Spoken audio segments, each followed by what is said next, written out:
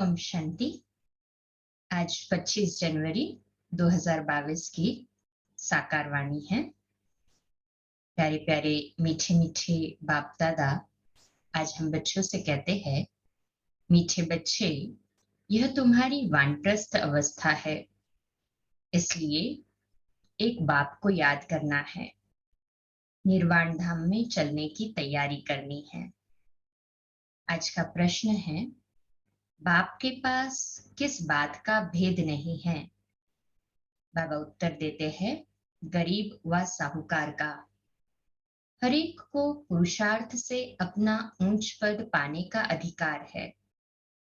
आगे चल सबको अपने पद का साक्षात्कार होगा। बाबा कहते हैं, मैं हूं ही गरीब निवास, इसलिए अभी गरीब बच्चों की सब आशाएं पूरी होती है। हो रहा है ना महसूस कि बाबा हमारी सब आशाएं बिन मांगे ही पूरी कर देता है। कहे, हाँ जी बाबा, यह अंतिम समय है। किसकी दबी रहेगी धूल में, किसकी राजा खाए, किसकी चोर लूट जाए। सफल उसी की होवे जो सब धनी नाम कर जाए। जो बाप को इंश्योर करते हैं उनका सफल होता है। आज का गीत है, आखिर वह दिन आया आज। ओम शांति। इसका अर्थ तो बिल्कुल सिंपल है। हर एक बात सेकंड में समझने की है। सेकंड में बाप से वर्षा लेना है। सेकंड में मुक्ति, जीवन मुक्ति मिलती है ना हमें। कहे, हाँ जी बाबा। जैसे ही निश्चय हुआ मैं आत्मा हूं और मेरा पिता शिव बाबा है, बाबा से योग जुटा, माना अधिकारी बन गए ना सभी अधिकारी। हाथ ऊपर करे जो समझते हैं हम अधिकारी है। अच्छा, बच्चे जानते हैं कि बेहद का बाप आ गया है, परंतु यह निश्चय भी कोई कोई को स्थायी बैठता नहीं है।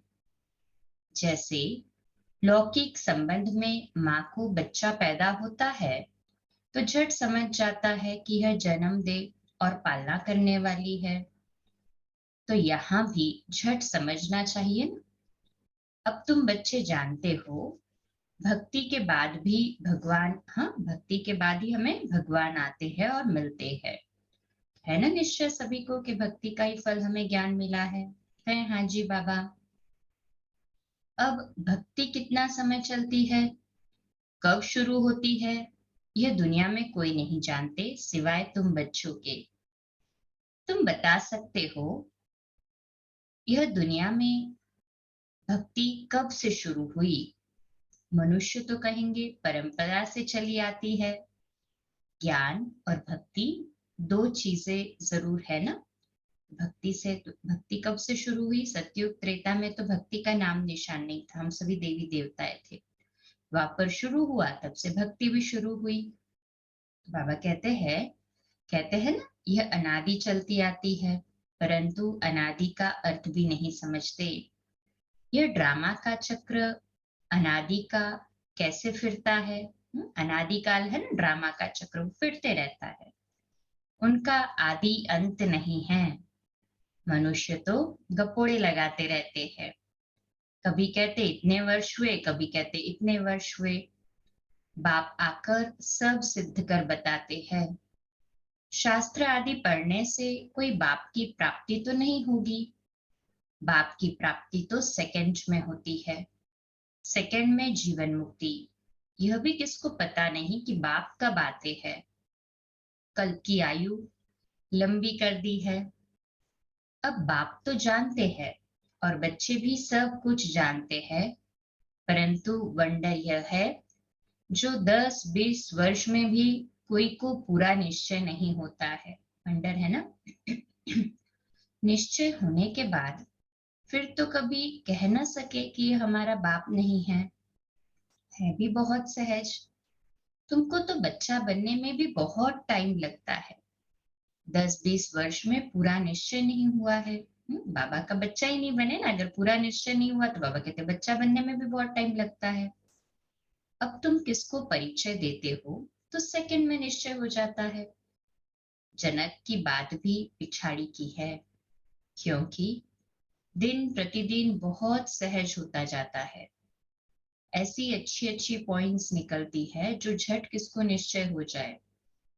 बाप कहते हैं बच्चे, अशरीरी भव, यह जो अनेक देह के धर्म हैं उनको छोड़ो। असुर तो एक धर्म था ना, एक से ही वृद्धि होगी ना। यह है ही वैरायटी मनुष्य सृष्टि झाड़, मनुष्य की बात। असुर एक धर्म कौन सा है? सतयुगी धर्म, आदि सनातन देवी देवता धर्म।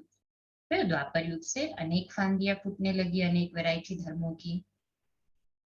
वैरायटी धर्मों के झाड़ को भी जानना पड़े। धर्मों की कॉन्फ्रेंस होती है, परंतु उन्हों को पता ही नहीं कि पहले पहले पूज्य धर्म कौन सा है। बुद्धि में आना चाहिए, भारत प्राचीन धर्म वाला है, तो जरूर प्राचीन धर्म परमपिता परमात्मा ने ही रचा होगा। भारत में गाया भी जाता है शिव जयंती, मंदिर में है ढेरों के ढेर, तो सबसे बड़े से बड़ा मंदिर बाप का है, निर्वाण धाम। शांति धाम कहो, परम धाम कहो, वहीं तो बाबा रहते हैं ना, जहां हम आत्माएं भी बाप के साथ रहते हैं। मंदिर रहने का स्थान होता है ना, तो यह महतत्व कितना बड़ा मंदिर है। तुम्हारी बुद्धि में आना चाहिए कि ब्रह्म तत्व जो सबसे ऊंचे से ऊंचा मंदिर है, हम सब वहां के रहने वाले हैं, है ना, सभी वहीं के रहने वाले। कहे हाँ जी बाबा।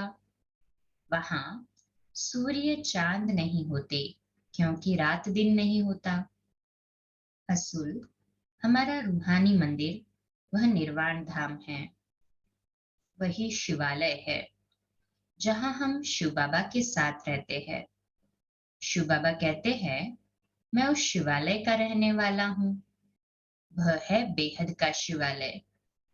तुम शिव के बच्चे भी वहां रहते हो, वह है इनकॉर्पोरियल शिवालय।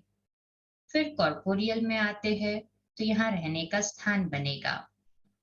अभी शिव बाबा यहाँ हैं, इस शरीर में बैठा हुआ है, यह है चैतन्य शिवालय, जिससे तुम बातचीत कर सकते हो।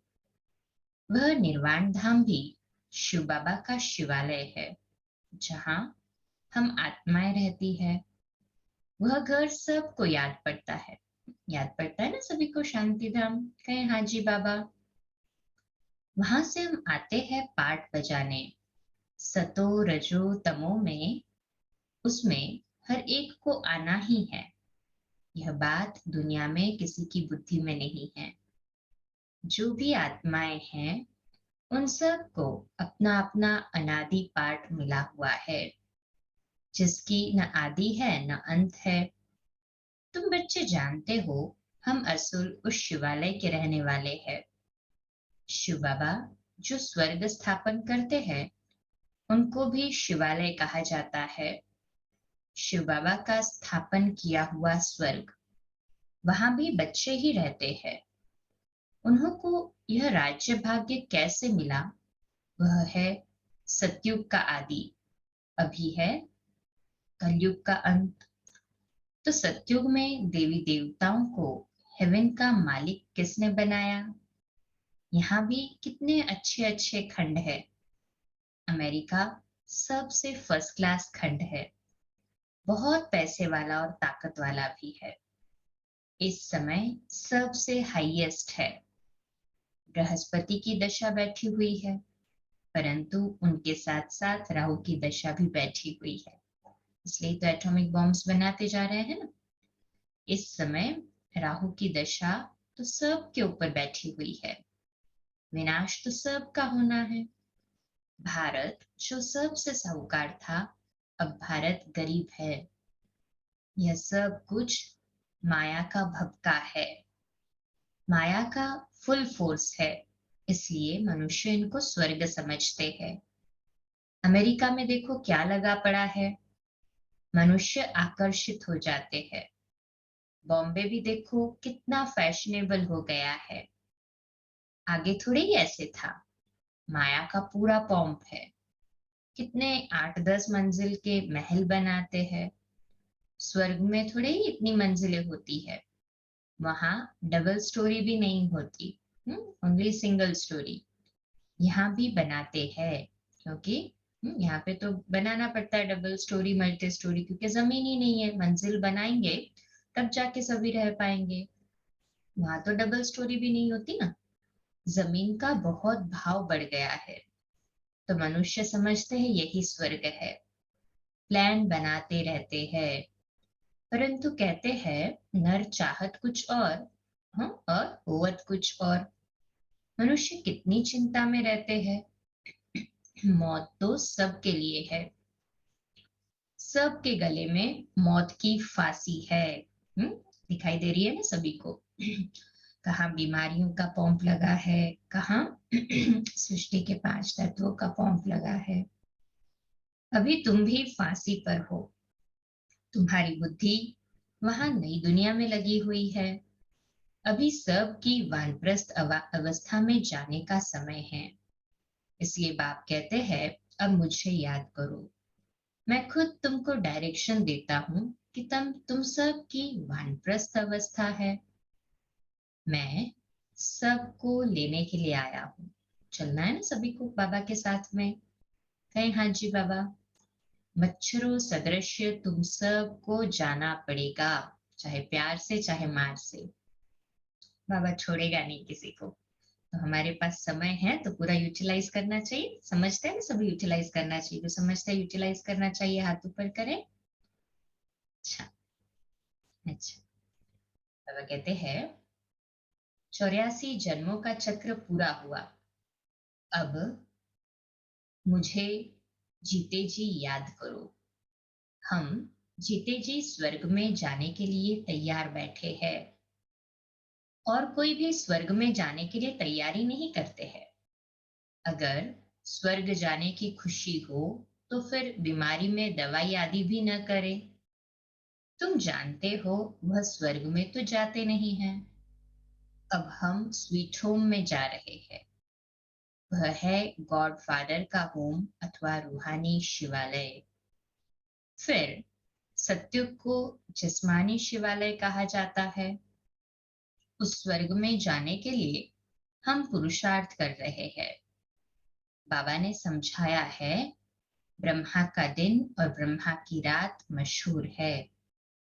जब रात पूरी होती है तो मैं आता हूँ। बाबा कलयुग के अंत में, अर्थात रात्रि के अंत में ही आते हैं ना। घोर अंधियारा कलयुग में ही तो है।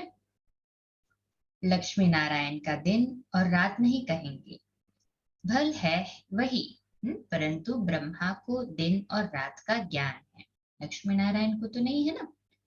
वहां लक्ष्मी नारायण को यह ज्ञान नहीं, इसलिए ब्रह्मा और ब्राह्मणिया समझते हैं कि शिव की रात्रि कब होती है, इसलिए शिवरात्रि मनाई जाती है।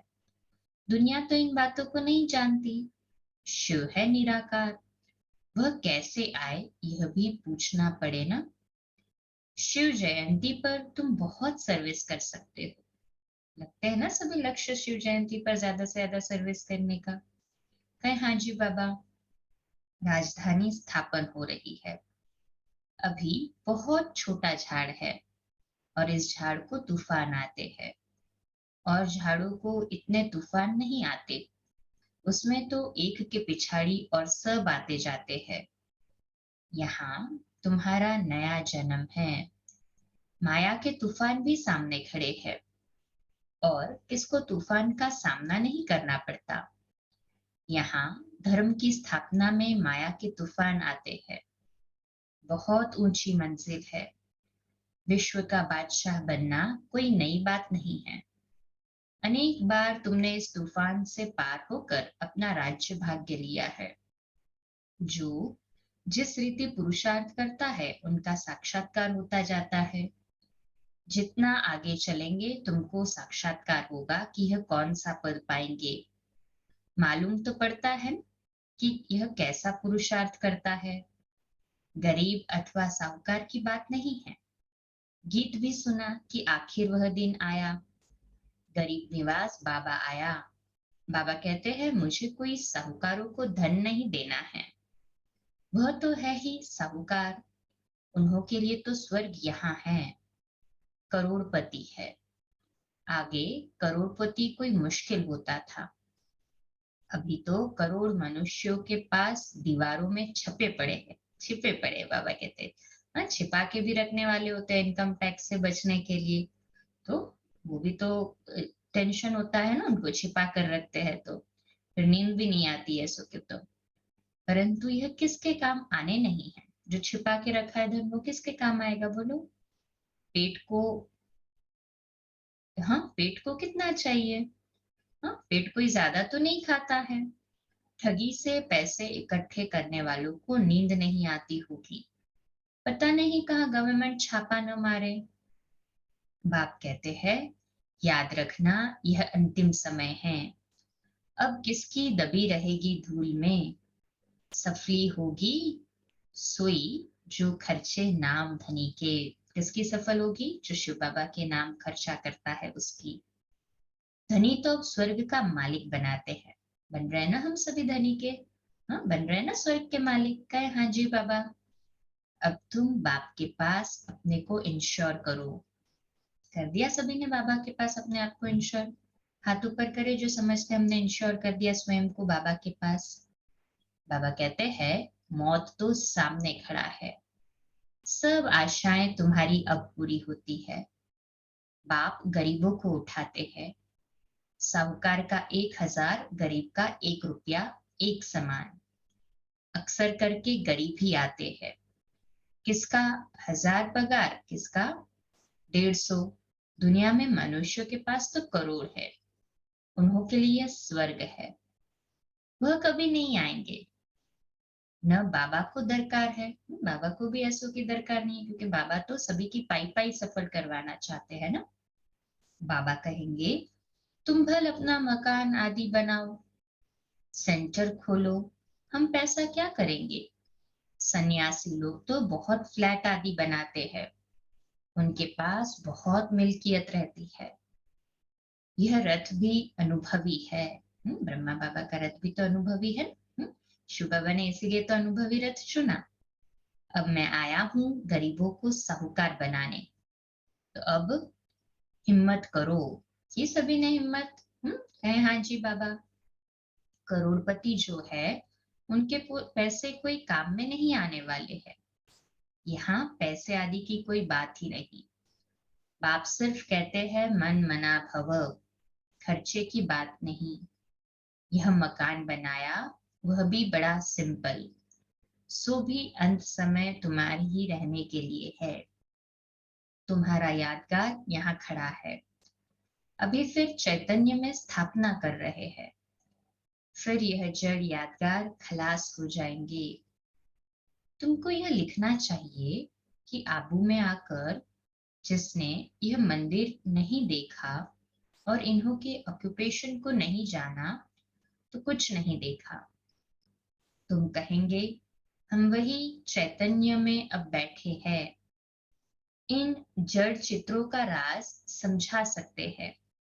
कहेंगे यह हम हैं। जब देखते हैं ना मंदिरों में तो ऐसा अनुभव होता है ना कि हम ही ऐसे पूज्य बनने वाले। तो पूज्य तो हम ही हैं, परंतु ऐसे देवी देवता चैतन्य में भी हम बन रहे हैं। हमारा जड़ यादगार बना हुआ है, वंडरफुल मंदिर है यह। वंडर है ना, मम्मा बाबा और बच्चे यहाँ चैतन्य में बैठे हैं। दिलवाड़ा मंदिर भी आबू में यादगार है, वहां जड़ चित्र खड़े हैं।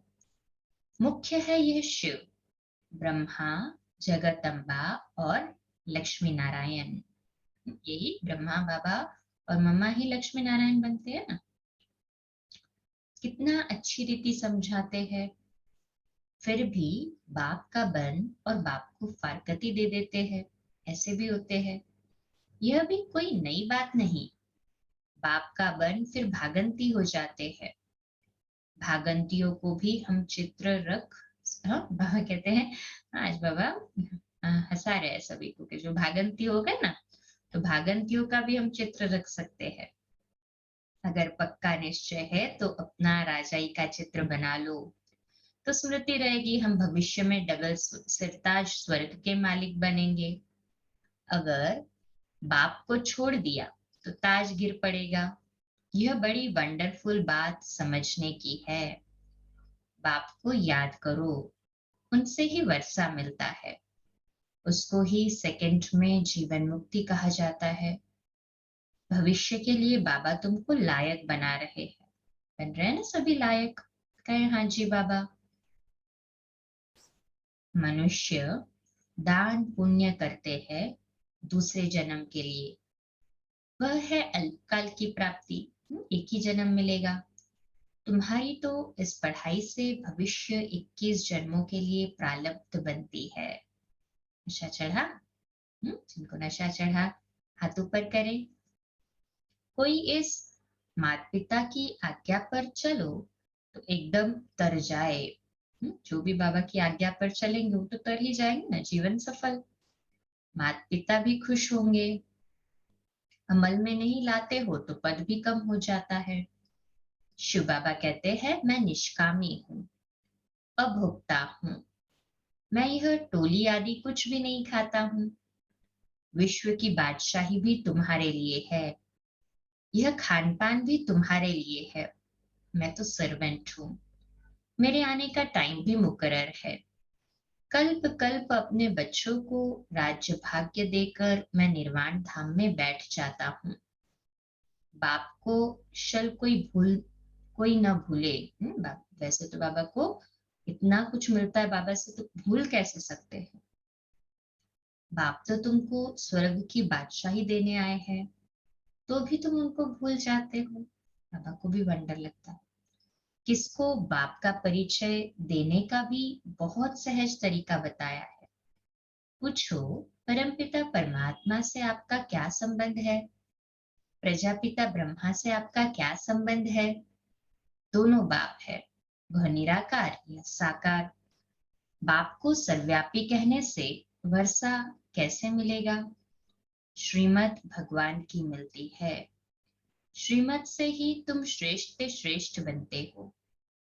अच्छा, मीठे मीठे सिकिलदे बच्चों प्रति माता पिता बाप दादा का याद प्यार और गुड मॉर्निंग। रूहानी बाप की रूहानी बच्चों को नमस्ते। हम रूहानी बच्चों की रूहानी माता पिता बाप दादा को याद प्यार, गुड मॉर्निंग और नमस्ते। वाह बाबा वाह, शुक्रिया बाबा, शुक्रिया। धारणा के लिए मुख्य सार है। पहली पॉइंट, माया के तूफानों को पार करते हुए बाप से पूरा पूरा वर्षा लेना है। माता पिता की आज्ञाओं को अमल में लाना है। लाते हैं ना सभी माता पिता की आज्ञा को अमल में? कहें हाँ जी बाबा। दूसरी पॉइंट है, पुरानी दुनिया को भूल नई दुनिया को याद करना है। मौत के पहले बाप के पास स्वयं को इंश्योर कर देना है। स्वयं को भी इंश्योर करना है और स्वयं का भी सब इंश्योर कर देना है ना। ऐसे ही सभी इंश्योर करने वाले जो समझते हैं हम इंश्योर कर चुके हैं अपने आप को बाबा के पास, हाथ ऊपर करें। आज का मीठा वरदान है, बालक सो मालिक की सीढ़ी चढ़ने और उतरने वाले डबल लाइट भव। कहते हैं सदा यह स्मृति रहे कि मालिक के साथ बालक भी है और बालक के साथ मालिक भी है। बालक बनने से सदा बेफा डबल लाइट रहेंगे। मालिक अनुभव करने से मालिकपन का रूहानी नशा रहेगा। राय देने के समय मालिक, और जब मेजॉरिटी फाइनल करते हैं तो उस समय बालक। यह बालक और मालिक बनने की भी एक सीढ़ी है। यह सीढ़ी कभी चढ़ो कभी उतरो, कभी बालक बन जाओ कभी मालिक बन जाओ। कितना रमणीक खेल है। तो किसी भी प्रकार का बोझ नहीं रहेगा। तो बाबा ने आज बोझ से मुक्त होने का सहज उपाय बता दिया कि बालक सो मालिक की स्मृति में रहो तो डबल लाइट रहेंगे। आज का स्लोगन है, जो पुरुष अर्थात आत्मा समझ रथ अर्थात इस शरीर द्वारा कार्य कराते हैं वे ही सच्चे पुरुषार्थी है। तो सच्चे पुरुषार्थी का डेफिनेशन, आत्मा समझ के शरीर से कार्य करे। हम सभी कौन हो गए? सच्चे पुरुषार्थी, है ना? सभी सच्चे पुरुषार्थी कहें हाँ जी बाबा। आज का हमारा स्वमान लिखने के लिए और अभ्यास करने के लिए, मैं डबल लाइट हूं, मैं डबल लाइट हूं। अच्छा, आज लवलीन स्थिति का अनुभव करने का अभ्यास है। सेवा व स्वयं की चढ़ती कला में सफलता का मुख्य आधार है एक बाप से अटूट प्यार, बाप के सिवाय और कुछ दिखाई न दे। संकल्प में भी बाबा, बोल में भी बाबा, कर्म में भी बाप का साथ।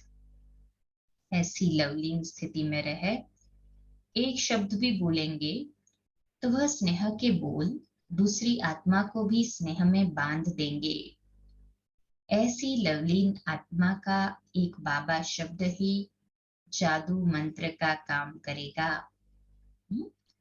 केवल दिल ही दिल में बाबा बाबा के हमारे अंदर याद भरे प्यार भरे गीत बजते रहे। बाहर से गीत सुनने की आवश्यकता नहीं, वो कितना समय सुनेंगे और डिपेंडेंट हो जाएंगे। फिर अंदर ही अंदर बाबा से इतना अटूट प्यार हो जाए कि बस दिल ही दिल में स्नेह भरे बाबा से बोल चलते रहे, हमारी बातें चलती रहे बाबा के साथ में, तो ऑटोमेटिकली हमारा स्नेह का डोर बाबा से जुड़ा हुआ होगा। स्नेह की डोर बाबा से जुड़ गई, बाबा के प्यार में बंध गए, और ऐसा लवलीन स्थिति का अनुभव होगा। न कोई देहधारी याद आता है, न कोई देह की वस्तु याद आती है। न सभी का ऐसे ही अनुभव? कहे हाँ जी बाबा। अच्छा, कम बोलो, धीरे बोलो, मीठा बोलो, सत्य बोलो, सोच समझ कर बोलो। निमित्त भाव, निर्माण भाव, निर्मल वाणी। ओम शांति।